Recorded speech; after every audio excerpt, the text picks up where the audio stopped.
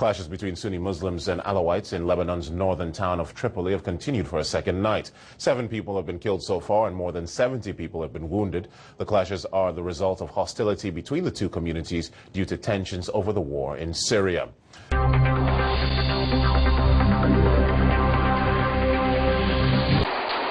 The Syrian uprising has exacerbated Sunni Alawite tensions in neighbouring Lebanon, and the fighting between supporters and opponents of President Assad is getting worse.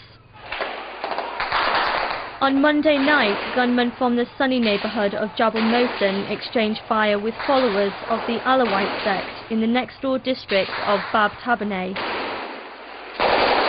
Lebanese army troops sealed off the area to keep people from being caught up in the fighting. But yesterday afternoon they were forced to withdraw after coming under fire themselves when they tried to intervene to subdue the violence. The religious and tribal divides in Lebanon are a reflection of what's happening in Syria. Bashar al-Assad is a member of the Alawite minority, while the rebels fighting his regime are members of the country's Sunni majority. They are determined to wrest power away from a president who refuses to step down, no matter what it takes.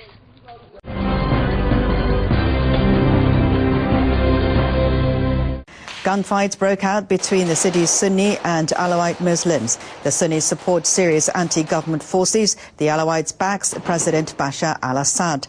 The two factions live in neighbouring districts in Tripoli. The Lebanese military has sent tanks to contain the fighting.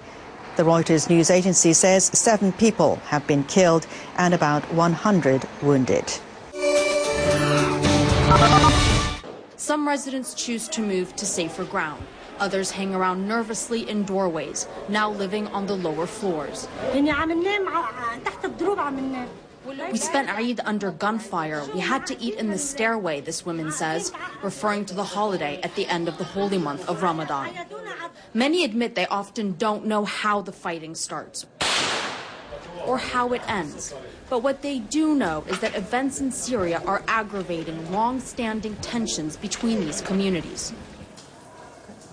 There have been numerous holes smashed into the walls between buildings here, just like this one.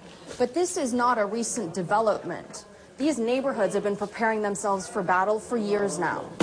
Some shops are open, not for business, but for safe passage. We're in the Sunni Bab al-Tabaneh neighborhood, separated from the Alawite area in the hills, Jabal Mohsen. Dividing the two is the appropriately named Syria Street. This is as close to the front line as we can get. People are having to dart across this one road because right around the corner is Syria Street, and that is where these clashes are being concentrated.